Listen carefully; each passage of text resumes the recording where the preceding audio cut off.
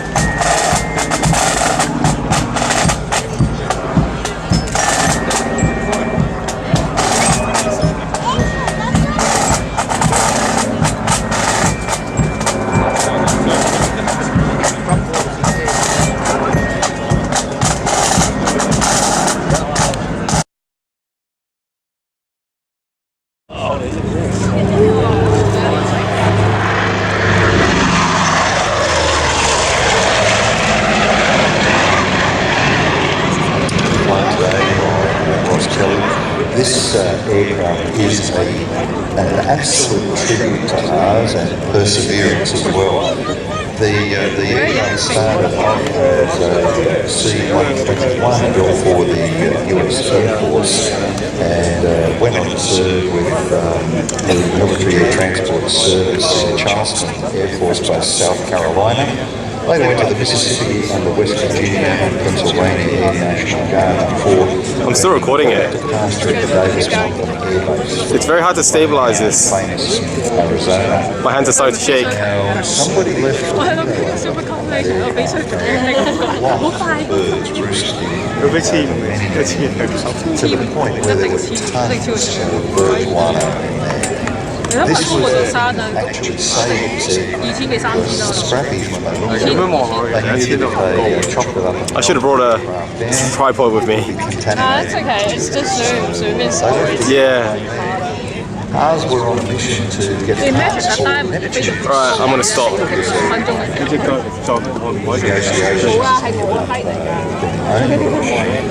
over many years, they cleaned the aeroplane hours, bringing this aircraft back up to speed. $800,000 raised and $1.2 million in that sponsorship from Qantas and many other organisations as well. Someone's hat is in the way. Coming in from the north. Stop moving your... Oh. To give us another beautiful pass. So once it gets a bit closer, we'll let you have a listen to it and enjoy the view. It's absolutely so many heads. Cameras, heads. Lines, beautiful shape. Those triple tails are sort of fit inside hands of the day.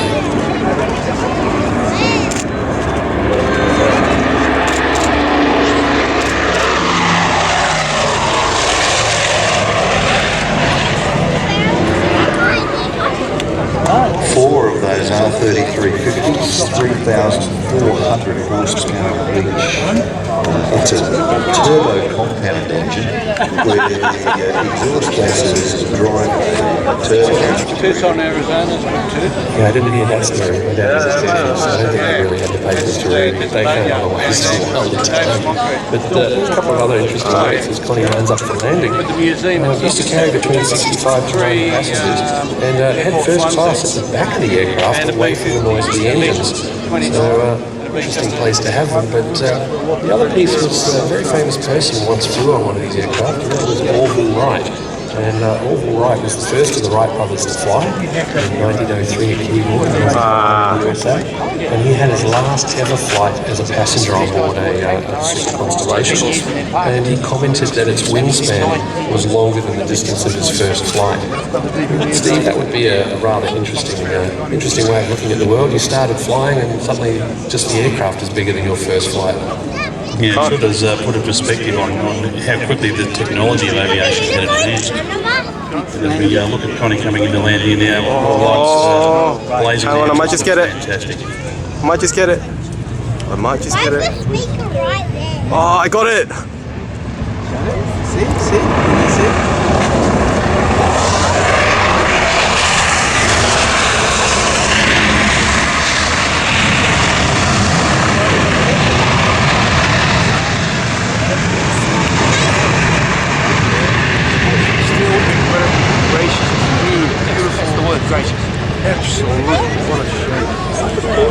Oh wow. I find the same thing about it.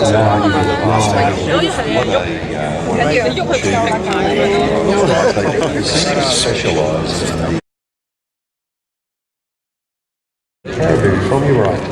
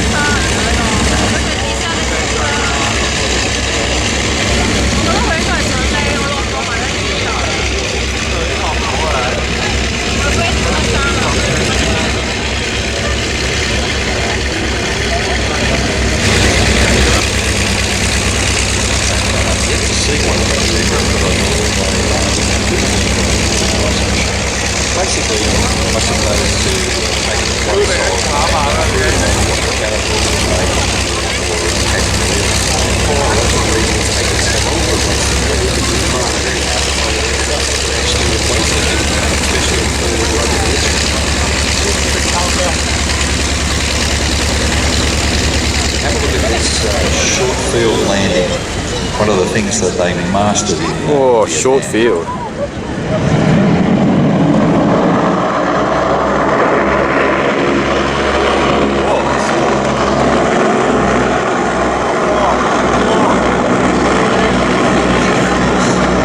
Oh, is he going reverse? Yep, the Caribou, the C-130, the C-17 jet, they can all throw reverses out and back them up. It's all part of the air mobility group now, the C-17 and the C-130. And now we have an example of this very short takeoff run as well. Short takeoff.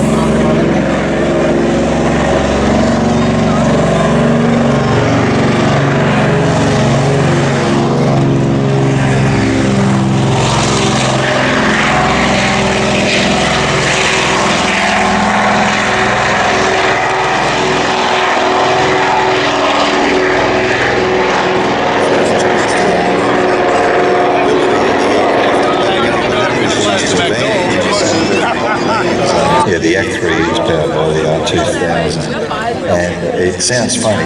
It really goes like breeze lightning, but it still sounds like half a caribou. Yeah, it is kind of strange. But we enjoy that. It's all part of the fun of flying. You get to see some amazing aircraft, hear some beautiful noises. And if you were downwind from Connie this morning when she started, smell and experience some of that oil as well. A number of people have made the mistake of being downwind of a large radial when it starts up. That crosswind. It's certainly a beautiful sound. Oh no, around, please get out of the way. With radial engines, if they're not either burning the oil or dripping it, they don't have any. That's the one here. He is coming in for another short landing here to the south. The guy's in the way. First. Whoa. I love how they land it so flat. It's almost like a three-pointer every time. Get the weight on the wheels and get the props into reverse as quick as possible.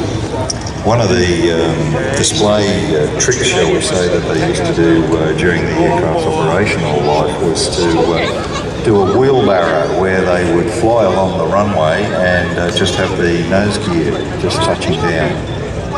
Yeah, it looks great in the Caribou when you know what you're doing. Absolutely lousy when you try and do that in a Cessna 172. Have you ever experienced that, Steve? Nothing that I'll ever admit to, mate. Certainly not at a venue like this. Yeah, I think I managed to do it once by accident. My instructor was less than enthused. Generally ends up with the nose gear sitting in a ditch somewhere. Much is certain. But speaking of these big engines and half a Caribou, the T28 is taxiing out. But Steve, you'd give a Caribou a go, wouldn't you? Well, I absolutely would. You know, I'd often mused that had I been clever enough to be an Air Force pilot, as much as I love fighter jets and all the fast movers, slower big transport aircraft is something that certainly would have taken my fancy. And, a lot of people used to sort of bag the Caribou because it's very slow, but you talk to any pilot that flew them, they all swear. Oh!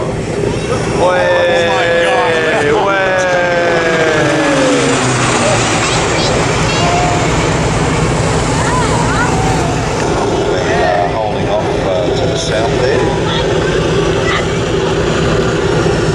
It's quite amazing the difference in sound between a turboprop and a radial just here.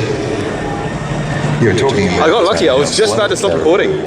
One of the things they do have over here at the cars is the guys in the Caribou are quicker. Heads everywhere. I've lost it.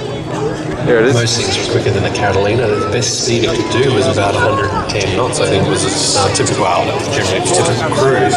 Whereas the Caribou, that can do a maximum speed of about 185 knots, which is over 345 kilometres an hour.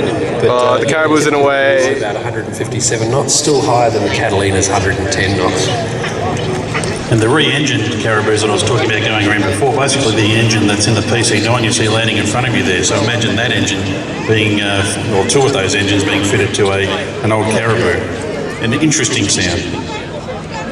So they also built another turbine version called the Buffalo, which was designed to take over from the Caribou, but it never actually did it. Yeah, it sort of stalled out, that one, so to speak. It just didn't really go anywhere with the Buffalo. But de Havilland Canada went on to great things with the Otter, the Twin Otter, the Dash 7, which was a 4-engine high-wing short takeoff land commuter airliner, and the Dash 8, which we still see flying today with Qantas with the Q400, the modern descendant of the original Dash 8. I never forget looking at a newspaper one day as a kid, and it's one of the most spectacular, yet one of the most tragic photos I think I've ever seen of the Caribou. It was flying in Vietnam, and it was flying near a fire support base. It was actually hit by one of the artillery shells outgoing from the American military, and it just showed this aircraft broken in two coming down. It was so very typical of the dangers that these guys had flying into these unprepared strips near fire support bases, etc. That aircraft is keeping you happy and giving you those emotions.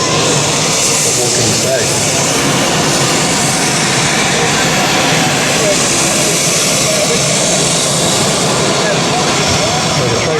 start to take off now, and as the wheel works, I'm taxiing back there.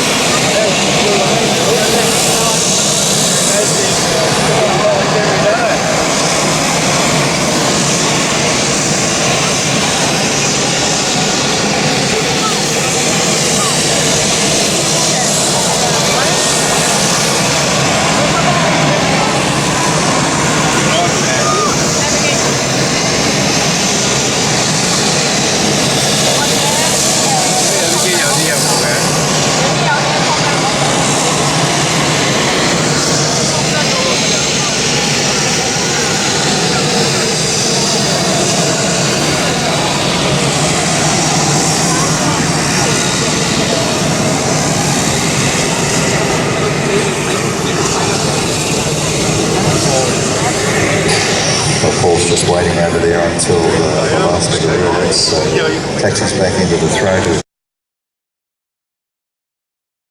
Have a listen to the sound of this T28 Trojan. It's an incredible sound.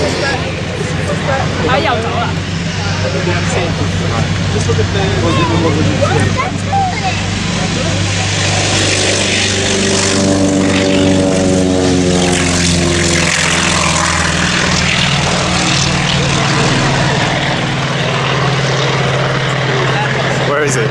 Where is it? Where is it? Oh my god! Very, very distinctive sound that you can hear. Very subtle. Individual cylinders firing. And considering this aircraft first flew in September 1949, the prototype, amazing longevity, used not only as a trainer but also as a dive bomber, ground attack aircraft. And, it's a great warbird too. It certainly is, and reasonably common for people to get into them. Steve, do you know a bit about this particular aircraft? Well, this aircraft's a T-28B, built in 1954 and first registered in Australia back in August of 2008. This aircraft flew with the US Navy for 30 years before going to the National Museum of Naval Aviation before being sold into private ownership. And we're very glad it was sold into private ownership because we get to see it flying and doing its stuff here today.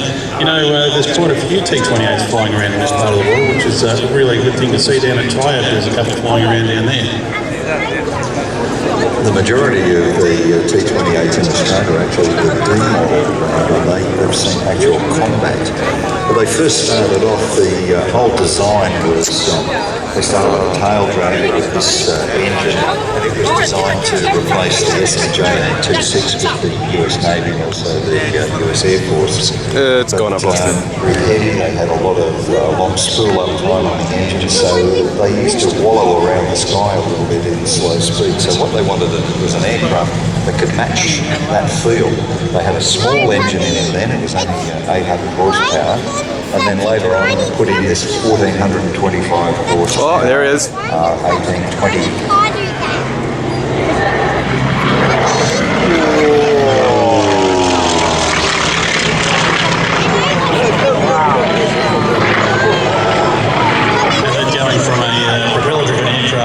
Sort of has the feel of a jet aircraft. It's a concept that's still in use today. In fact, Air Force uses the same sort of concept. If you have a look at the design of the aircraft. Beautiful. Beautiful. A very rugged machine, manufactured by North American Aviation. Of course, the same company that gave you the... Beautiful, beautiful, beautiful.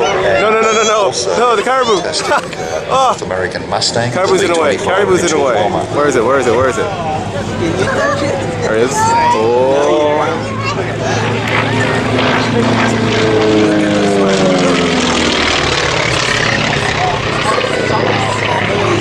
And that's an absolutely beautiful sound as he goes through that Cubanate.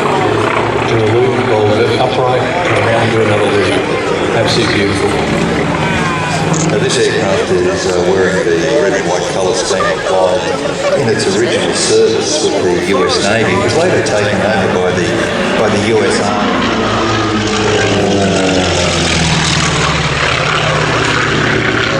Whoa! A lot of these are operated out of Pensacola and also the Naval Air Station in Corpus Christi, Texas. They built nearly 2,000 of these. The B model was the basic Navy trainer, and then they modified it into the C, which had a tail hook, so you could actually get your carrier qualifications.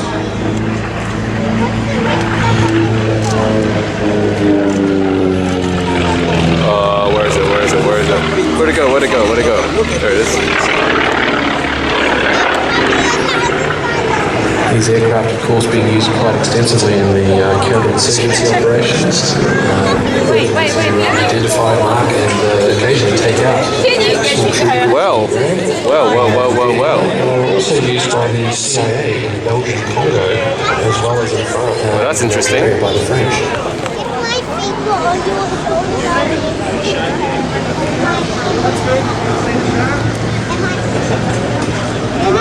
Talk about tight parking.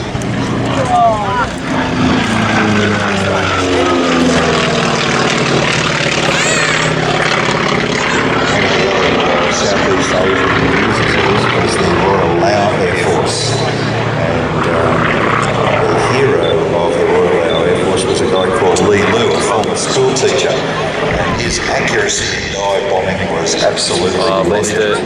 He, with one bomb, took out an anti-aircraft position that the Americans had been bombing for days and days with their forwards. Just one bomb.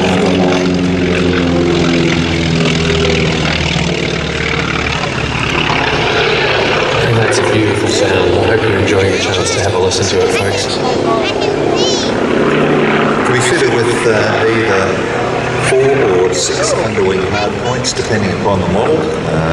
Can carry 2 50 caliber Brownings slung under the wings, napalm, Mark 82 500-pound bombs, or the 7 or 19 shot canisters, the folding fin air-to-ground rockets, used by the Special Operations Squadrons of US Air Force in Vietnam. Some of these units are based at Nakhon Phanom in Thailand. Not only use the A-26 integrated bomber.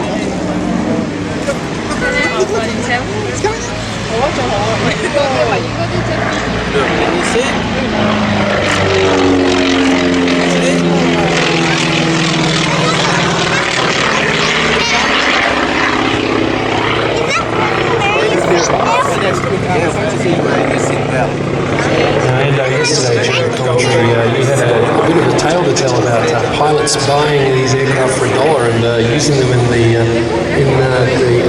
war that didn't officially occur. That's right. If you read Christopher Robin's book, The Ravens,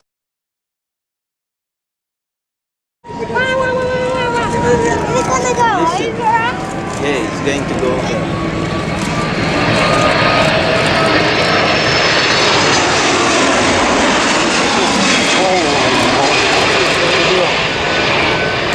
Now there is a beautiful camera shot for you. 8 of these aircraft currently in service with the RAAF as our strategic and tactical airlifter. Part of the... And they're so versatile that they've virtually doubled that fleet size now. Boeing are no longer building. The production line shut down only recently, I believe, over there at Long Beach in California. Yeah, on the 29th of November 2015. Oh, there you produced go. The last one. There you go. So, and I believe there was a few there, they called them white-tail versions, I think, and basically open to whoever wanted to come and buy them. I think we're all very glad that Australia was one of those countries that did exactly that. Yeah, they bought a few extra ones. Qatar bought an extra one, but as you can see here, coming in not so much along the runway, but pretty much directly at us, the giant C-17 from the south, folks. Have a look to your left. Oh, someone's gonna block my way. Someone's block my thing.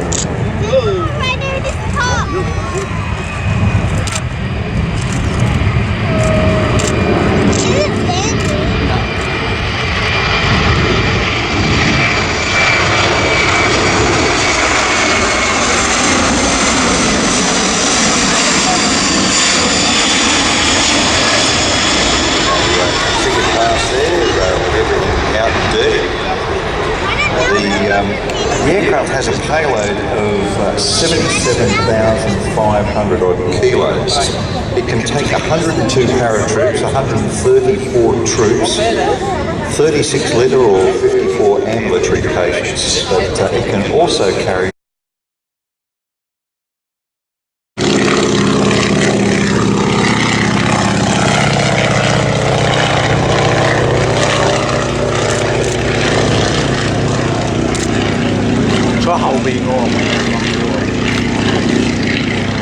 and then the N2S1, different versions of that. Some of them were converted to carry stretchers and flown from the front cockpit. Some of them were also put onto floats.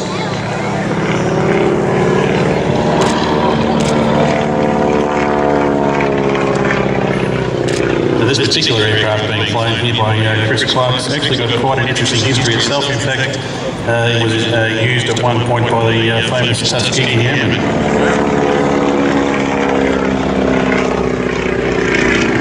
Certainly was, Steve, and the Tuskegee Airmen were the African-American pilots of World War II, put together through training and into their own squadrons. It was quite radical for a number of people of the time. They weren't ready for this, and they went through a lot of adversity from their own people, let alone from the enemy, but banded together and got an incredible reputation of being great pilots. It was put together as a result of the efforts of the wife of the President of the United States. She could see that these guys were, I suppose, being discriminated against, and they banded together. And when they flew first their P-40s and then the Mustangs over in the European theatre, a lot of people weren't really happy about that idea of being escorted by them, but in the end, they were the squadron of choice. They never lost an aircraft that they were escorted. Well, you can see why this has got such a great heritage. Have a look at this aircraft as it's being thrown around by Chris Clark. He's really demonstrating all you can do with one of these aircraft. There's some very complex aerobatics, believe it or not, being done by a very graceful aircraft. The Canadians used a version of this. They had about 300 of them that were fitted with canopies and actually a blind flying panel as well. And they were called the PT-27. Some of them were also sold to Latin American countries, particularly Argentina and Brazil. They were fitted with two wing-mounted 30 caliber machine guns. They had one machine gun in the rear cockpit. They were flown from the front. And they also had provision for a bomb between the undercarriage legs. So it's the mouth that roared. This is Matt Hall Some of that money goes back on a P-51 Mustang.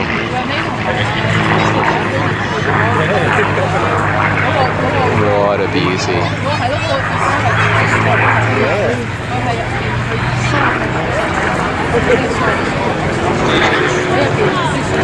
Now we'll see famous Mustang, North American P-51, flown today by Matt Hall. This aircraft is painted up in the markings of an RAAF machine that operated with number 82 Squadron as part of Australia's contribution to the British Commonwealth Occupation Force that was sent to Japan immediately after the end of the Second World War. There were elements of the Australian Army, Navy and Air Force there, and these guys operated out of Illawarra and Bofu. This aircraft is in the markings of Squadron Leader Schaff. Of course, the Mustang, extremely famous aircraft, designed to meet a specification, really, to build the P-40. At the outbreak of World War II, the British were looking for other aircraft types to be manufactured in the United States. And the British were purchasing spoken to a number of companies, North American Aviation in particular. They said we want you to build the P-40, Dutch Hindenburg. He counted and said we'll build a better airplane with the same engine in the same time that it takes to tool up. And luckily for all allied Sorry about that. Hang on. North American Mustang. So we go. There it is.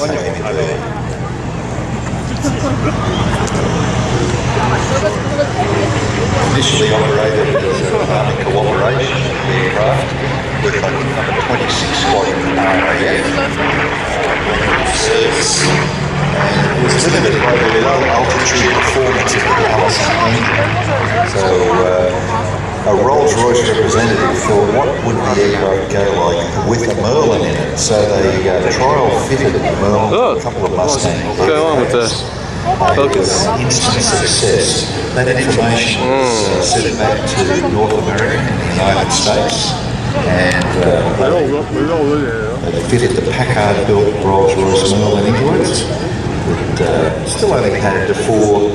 I've lost the airplane. I've lost the airplane. Ah, here it is. It was a great improvement over the Allison.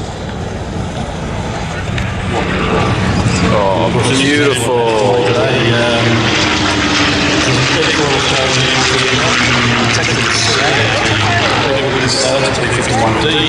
And very, very similar in performance to the looks.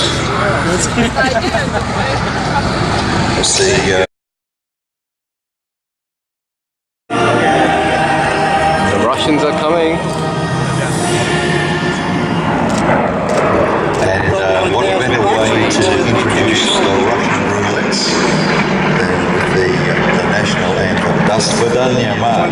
Das Vidanya, Ando, and thanks for having us here at Wollongong again. Ladies and gentlemen, Russian roulettes displaying in front of you at the moment 3 Yak-52s and 3 Nanchang aircraft. Now, you guys have done some work on those Nanchangs because they're pretty much more powerful than a normal Nanchang, aren't they? Yeah, that's right. They're not modified engines. They're no longer the original Nanchang engine. They've got a Yak-52 engine with a supercharger, and then they've been modified from there. So they develop over 400 horsepower each. That's a lot of horsepower for a Nanchang, and I guess that allows them to keep up with the Yaks in terms of just linear speed as opposed to Yeah, it still means the Yak-52 is the more aerobatic aeroplane. As you see them coming in now from your right, the Yak-52s have a stuck and they're just doing a rollback maneuver there off their leader, and you can see that the Yak-52 rolls quite quickly. The Nanchang has a bigger wingspan and a squarer rudder, and it does more gentleman.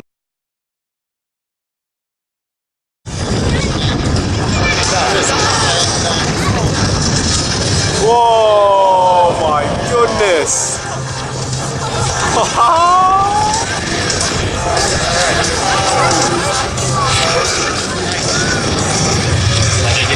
Welcome to Airshow.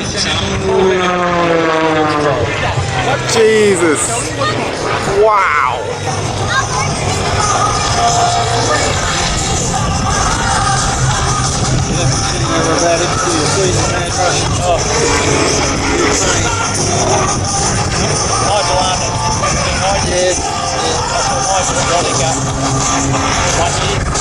As forward positions today, right, rolling over the top, setting up for the inside diving snap rolls.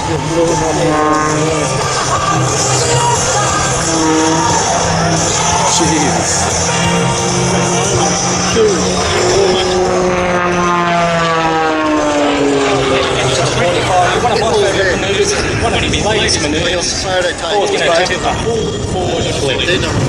Forward flip? Whoa! It's blurry, but whoa!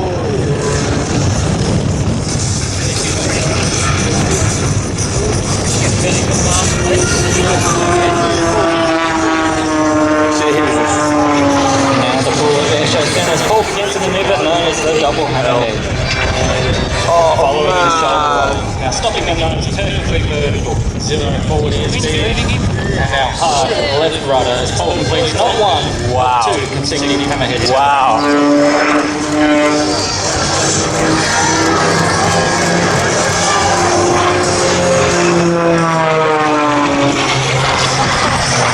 Unbelievable. Right, no more video, time to watch.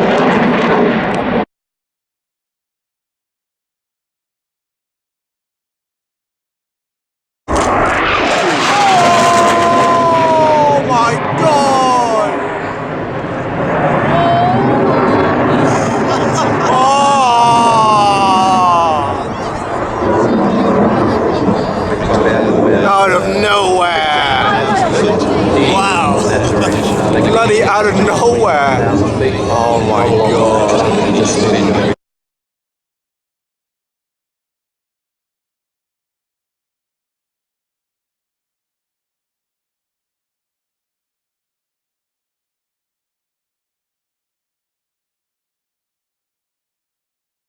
You know, the hanger rat being the term of a person that would go in there and would be sweeping up the hangars, cleaning, moving things, pushing the planes around, and eventually build themselves up and go and get their pilot's license. Guy Burke, classic example of a hanger rat. And look at him now. That's right, mate. He's flying for Qantas. He's flying almost every kind of warbird there is out there. We asked him one time what his favourite one is. He said, "Oh, I really have to think now." But apparently, the aircraft he really wants to fly is a Lancaster. Good luck with that one. Now, did I hear you gentlemen mentioning before the way that you were reminiscent of the good old days of flying and love back then compared to now? Absolutely, we haven't actually mentioned the retro uniform that Qantas is putting together now, but somebody described them as a cross between an old Sunderland captain and potentially 1950s Caltex service attendant. I'm not so sure. I'm not so sure I'm a fan of those uniforms. I do know what's inside. I don't know what they all think. I think they'll take a little getting used to from my perspective. Well, I do know that I get people talking about the uniforms and all that, and they harken back to the old days. One thing I remember when they said, "Oh, it was all much better in the old days. It was all really cool, and we got different service, and everyone treated us so much better." PlaneCrazyDownUnder.com. We'd love to have you along there, and you can download. It's basically a radio show about aviation. Aviation in this part of the world particularly, so we'd certainly have you here at Plane Crazy Down Under. We're not really crazy, but we certainly do love planes, so we have a lot of fun talking about it, so we'd certainly love to have you come along and download a few shows and have a listen. We hope you enjoy it. Sky Aces are now rolling. Paul Bennett, Glenn Graham and Glenn Collins.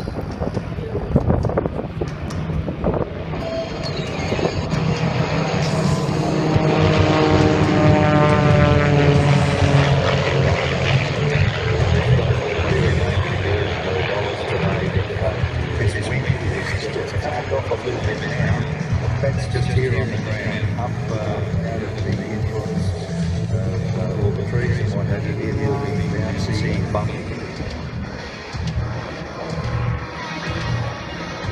Or just repositioning to the southern end of the runway.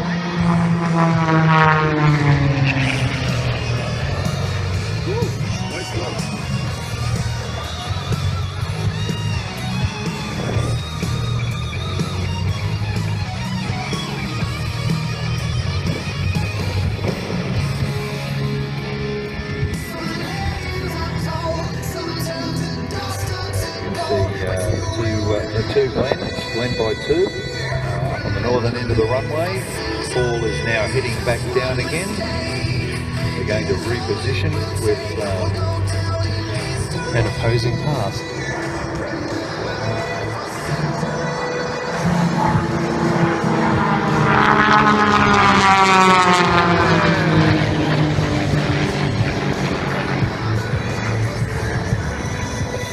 and then we're going to break again now and head back into Vic or V formation. Well, if you look at each end of the runway, you're going to see that the boys are doing the same kind of manoeuvre at the moment. They're all curling back over. The two S1Bs in formation and going head to head once again with Paul Bennett and the Wolf Pits.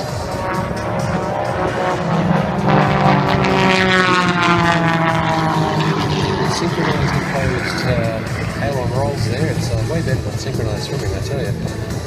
And now they're climbing back up and getting back into a formation where I believe they're going to do some work together and show us a few loops together, I believe. Back to the first manoeuvre will be a formation loop, and they will be working very hard. The two S1S do not have the same performance as the Wolf Pits, and so what they're going to do, Paul backs it off to a speed that everybody's comfortable with. Then they join up. Paul is actually flying this formation because the guys are basically positioning themselves in line with certain reference points on the Wolf Pits, and Paul is actually captain of this three-ship flight.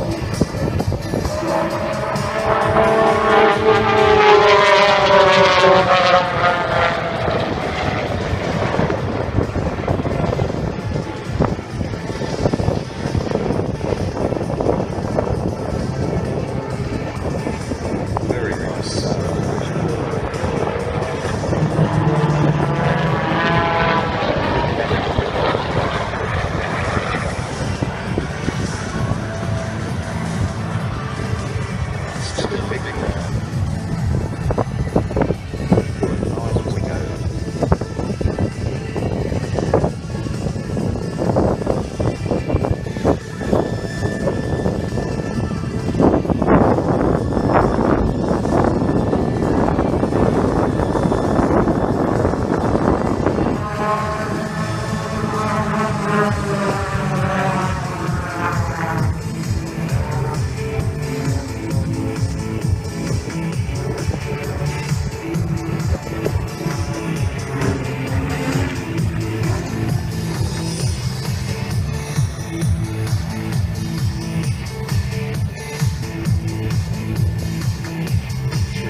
Beautiful barrel roll there, and now back into wing over. There is a lot of mechanical turbulence up there. Have a look at the way that smoke's going.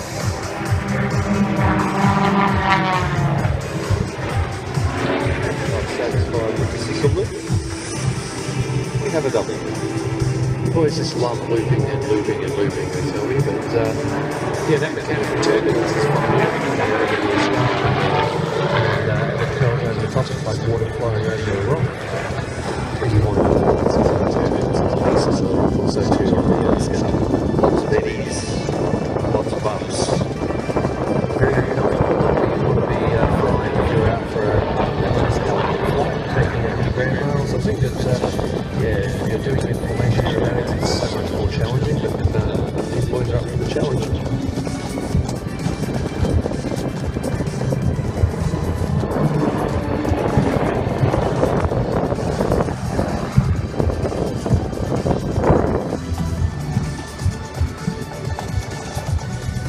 Right, I'm bored.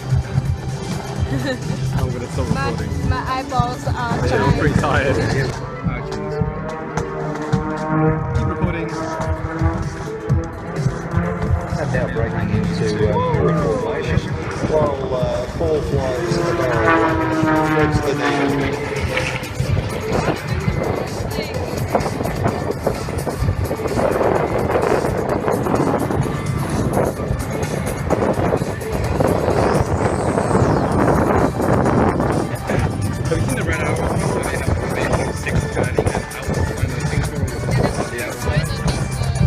Having spent a year, the boys now climbing for altitude, getting ready to perform the next manoeuvre for us.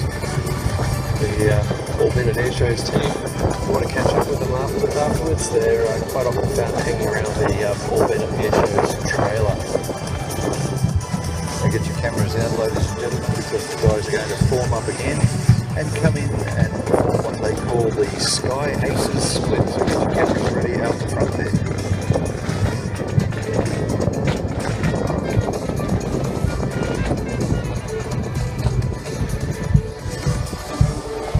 This one really is quite spectacular, so watch front, and if you've got a power line, or can take multiple shots at it every second. Whoa, there it was. Coming towards us then, it looked like World War I. Biplanes galore. So the guys are heading back in, doing 2.5 cubits. Meanwhile, up the top, Paul's just done a stall and a kick over. It's like all three away in the same space at the same time.